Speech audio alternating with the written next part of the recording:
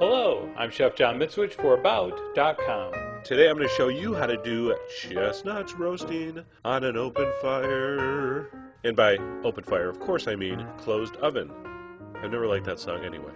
So here we go. We got a pound of fresh chestnuts, delicious but covered with this really hard shell. So before we roast them, we have to cut into the shell. Now most recipes, most demos I've seen have you make an X on the shell, which I think is extremely dangerous and unnecessary. I don't like to use a regular straight edge knife for this. Really slippery, very dangerous I think. I like to use a nice sharp bread knife, and I just make one cut across the surface of the rounded side.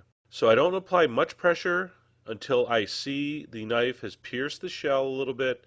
Then I apply a little more pressure and I make one cut all the way across, and you want to make sure you're down to where you can see the nut inside the shell. So here we go again. Put the pointed end of the chestnut into your thumb. So hold it between your two fingers like that. Start it with the blade of the knife, and once you feel it cutting in, then you can apply a little more pressure and make a slash all the way across that surface. All right, from one side to the other. And again, check to make sure you're going all the way through the shell. Once you've prepped all your chestnuts with that one slash across the top, we're going to put it into a saucepan. We're going to put in enough cold water to cover with a big pinch of salt, and we're going to bring that to a simmer. So as soon as it comes to a simmer, we're going to fish those out with a strainer, put them in any kind of heat-proof pan, and those are going to go in a hot oven, 425 for 15 minutes. And you see when they come out, the shell has kind of split open a little more. You can see that delicious chestnut inside. Now what I like to do is throw a towel over it and just kind of let them steam a little bit. Just sit for about 15 minutes. I think it's easier to peel that way.